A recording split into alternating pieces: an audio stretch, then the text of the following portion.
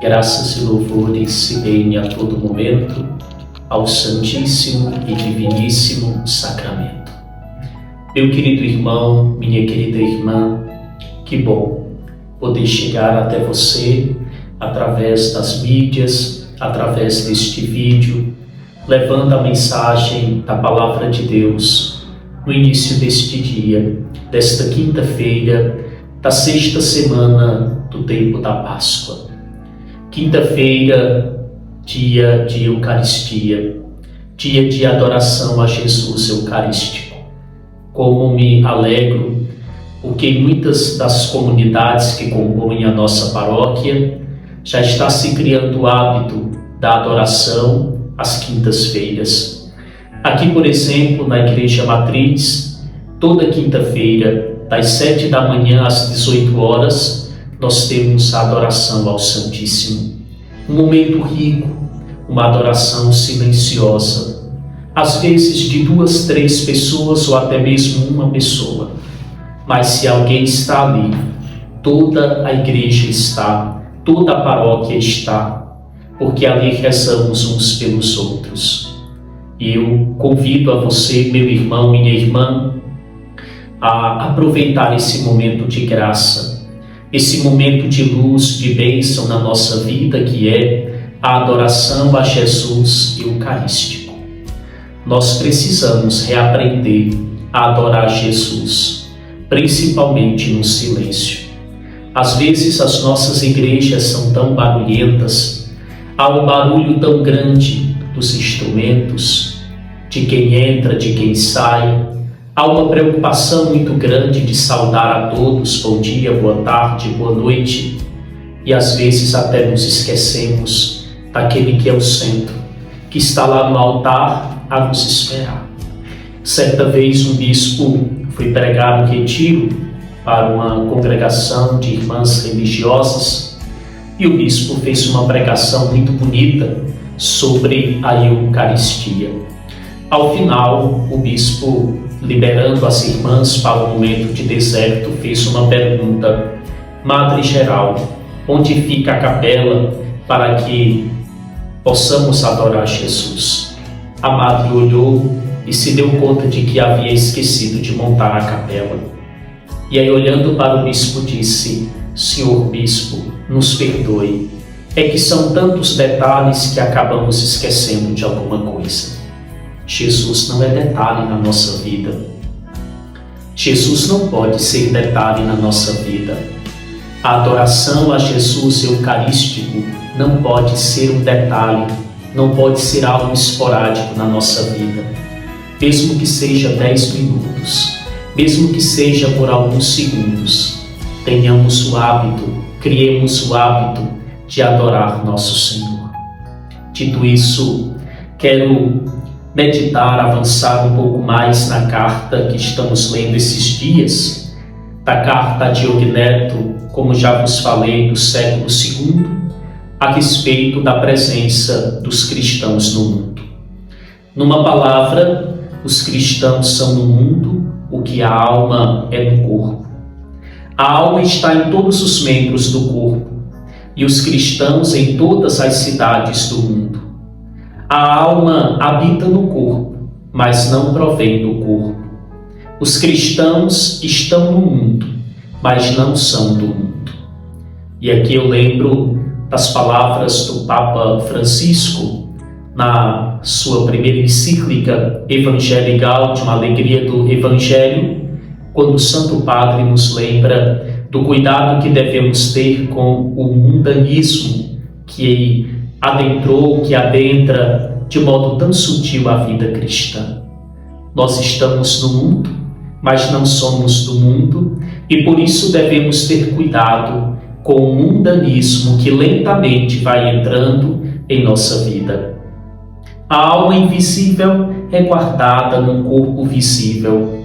Todos veem os cristãos, pois habitam no mundo, contudo, sua piedade é invisível.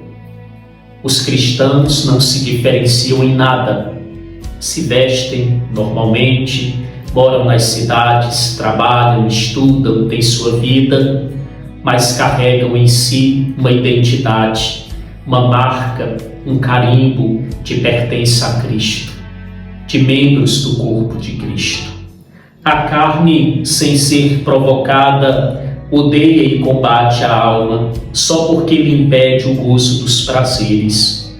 O mundo, sem ter razão para isso, odeia os cristãos, precisamente porque se opõem a seus prazeres. Às vezes, quando aparece nos textos esta palavra prazer, nos vem à cabeça simplesmente o prazer carnal. E não se trata somente disso. São tantos outros prazeres, do poder, do ter, tantas outras coisas que nós aqui poderíamos colocar e que nós cristãos somos chamados a combater todos os dias da nossa vida. Nós estamos no mundo, mas não somos do mundo. Nós pertencemos a Cristo. Nós somos dele. E daqui a nossa luta diária, a minha como sacerdote, a sua, meu irmão, minha irmã, para nos convertermos, para não nos permitirmos viver uma vida mundana, mas vivermos uma vida em Cristo. E isso é graça de Deus. Isso é obra, é ação do Espírito de Deus. Dito isso, tomemos o Santo Evangelho desta quinta-feira, Evangelho de Jesus Cristo, narrado segundo João, capítulo 16, versículos de 16 ao 20. Naquele tempo, disse Jesus aos seus discípulos: pouco tempo ainda e já não me vereis. E outra vez pouco tempo e me vereis de novo. Alguns de seus discípulos disseram então entre si: o que significa? O que ele está nos dizendo? Pouco tempo e não me vereis, e outra vez pouco tempo e me vereis de novo, e eu vou para junto do Pai. Diziam, pois, o que significa este pouco tempo? Não entendemos o que ele quer dizer. Jesus compreendeu que eles queriam interrogá-lo. Então Jesus disse-lhes: estáis discutindo entre vós, porque eu disse, pouco tempo e já não me vereis, e outra vez pouco tempo e me vereis? Em verdade vos digo, vós chorareis e vos lamentareis, mas o mundo se alegrará. Vós ficareis tristes, mas a vossa tristeza se transformará em alegria. Meu irmão, minha irmã, que palavra bonita de Jesus, que discurso admirável de nosso Senhor. Os discípulos tinham dificuldade de compreender a palavra de Jesus, mas é belo o trocadilho, o modo como Jesus fala. E Jesus está falando da sua partida, Jesus está falando da sua morte, da sua paixão, mas já está falando da sua ressurreição e da sua ascensão, do seu retorno para junto do Pai. Os discípulos haverão de chorar, como de fato choraram a morte do Senhor, sim. Quem não se recorda de Cleófas e o outro discípulo, amargurados e tristes, saindo de Jerusalém para Emaús e encontram o Senhor?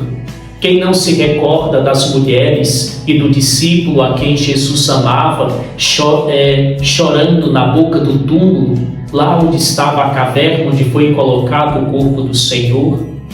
Mas também quem não lembra da alegria e da euforia dos discípulos ao verem o Senhor? Verdadeiramente o Senhor ressuscitou e nós o vimos. Ele apareceu a nós.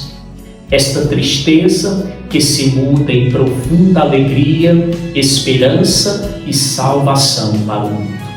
Meu irmão, minha irmã, peçamos a nosso Senhor que nos fortaleça, que nos dê a graça do entendimento, que nos torne sábios e que nos torne dóceis à ação do seu querer, do seu Espírito, e que em tudo possamos fazer a vontade dele em nossas vidas. Uma abençoada quinta-feira para todos nós.